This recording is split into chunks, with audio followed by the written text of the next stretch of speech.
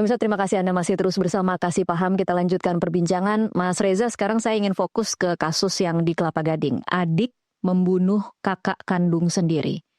Kalau dalam studi psikologi forensik, Mas Reza, seberapa jauh sebenarnya sibling rivalry atau persaingan antar saudara? Iya, bisa berubah kemudian menjadi kejahatan yang mematikan. Sibling rivalry itu barangkali universal ya. Karena pada dasarnya tidak ada orang yang mau dinomor dua kan.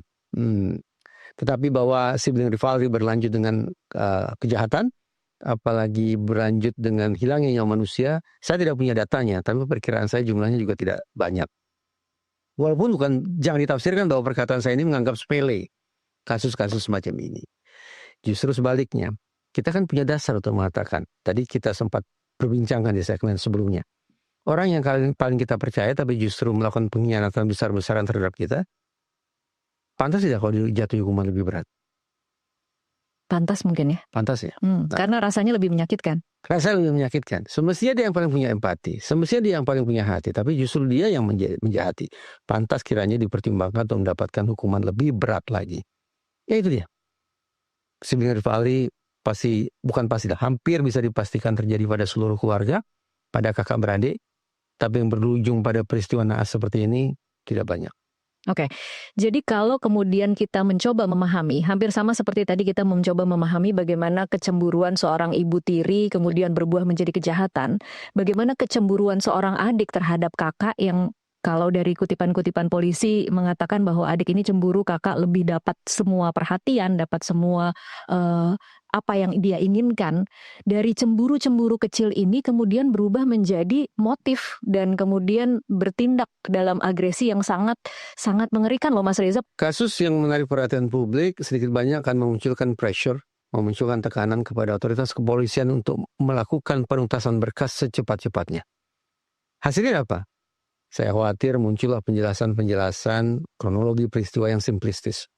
Kalau dikatakan bahwa adik ini cemburu terhadap kakaknya, masuk akal. Tapi benarkah faktor tunggal bermain di sini? Kalau kemudian kita bicara kasus anak Mbak Tasya, di sekian banyak ruang penegakan hukum, saya selalu mengatakan semestinya kita memakai bioecological model. Kalau kita menerapkan model ini, khusus untuk mencermati perilaku jahat anak-anak, maka niscaya kita punya pemahaman perilaku jahat anak tidak disebabkan oleh faktor tunggal. Okay. Niscaya. Dan sedikit banyak pasti menuntut pertanggungjawaban dari orang dewasa. Itu sebuah konsekuensi karena kita bicara seorang anak yang belum punya otonomi atas perbuatannya sendiri. Niscaya tanda petik menyeret-nyeret orang dewasa yang ada di lingkungan terdekatnya untuk ikut juga bertanggung jawab atas perbuatan anak itu.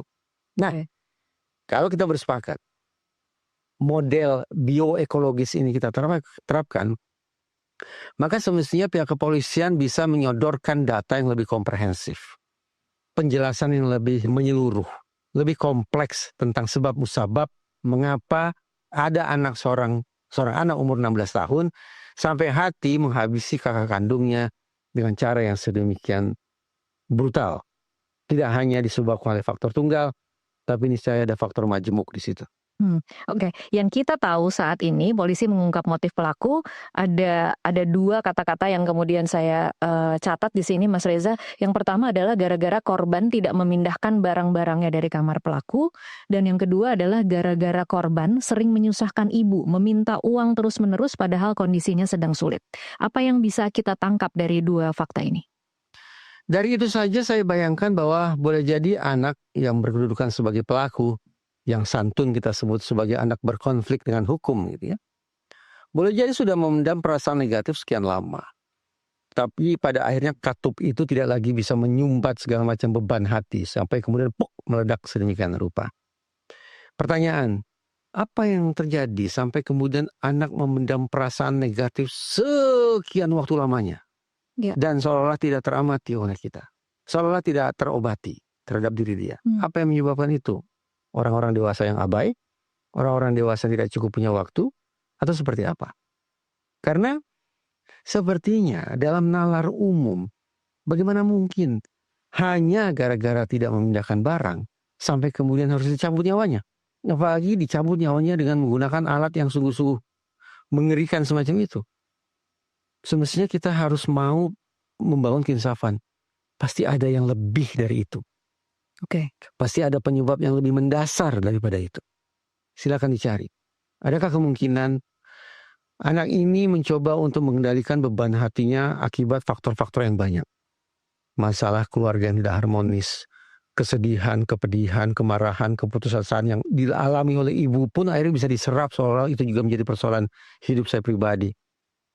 Sehingga terjadilah luapan yang mungkin salah sasaran juga ya. Iya. Kenapa sampai kemudian segala macam luapan itu ditujukan kepada kakak kandungnya sendiri? Iya.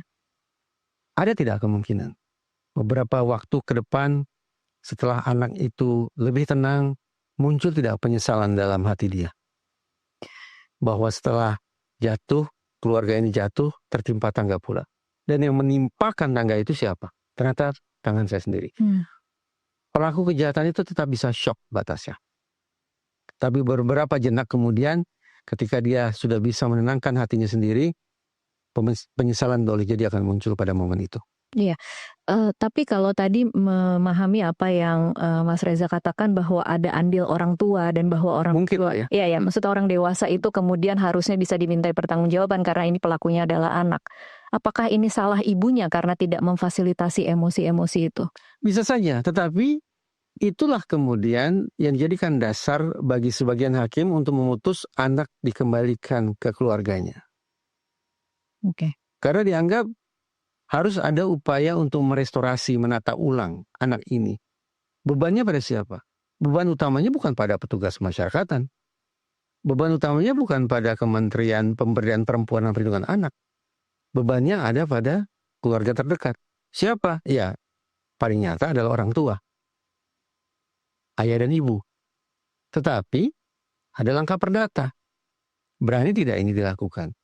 Kalau kemudian dilakukan assessment sampai pada sebuah simpulan, tetap dipulangkan ke keluarga pun tidak akan bisa mengubah tabiat anak ini. Mungkin karena ibu tidak bisa berperan sebagai orang tua yang efektif. Betul, ibu adalah orang tua biologis. Tapi menjadi orang tua efektif itu butuh ikhtiar dan tidak mudah. Kalau dinilai, dianggap bahwa tetap dipulangkan ke keluarga bukan merupakan penawar yang mujarab bagi anak ini, maka kuasa asuh bisa dicabut. Dipindahkan ke pihak lain. Ke siapa? Terserah. Kepada siapapun yang dinilai lebih cakap untuk menjalankan peran pengasuhan kepada anak itu. Oke. Jangan-jangan peran pengasuhan yang efektif itu justru dari dalam penjara. Saya tidak tahu. Ini hanya sebuah potret getir ketika anak melakukan pidana lalu dikirim ke penjara, maka yang mengasuh anak siapa? Iya. Petugas masyarakatan. Wah, itu tidak masuk akal. Tapi sekali lagi ketika anak dikirim ke penjara, khusus untuk anak, yang menjalankan peran sebagai edukator siapa? Ya petugas kan. Apakah kemudian kita mengatakan orang tua pengganti dalam kurung petugas masyarakatan ini punya kecakapan untuk menjalankan peran pengasuhan? Saya pikir kita harus berpikir ulang tentang hal itu. Tapi sekarang situasinya menjadi dilematis. Dipulangkan ke keluarga kita tidak yakin itu mujarab. Dikirim ke penjara anak pun kita tidak yakin anak itu akan bertobat. Anda bagaimana? Saya tidak tahu. Oke, karena memang kalau kemudian ini adalah kasus anak berhadapan dengan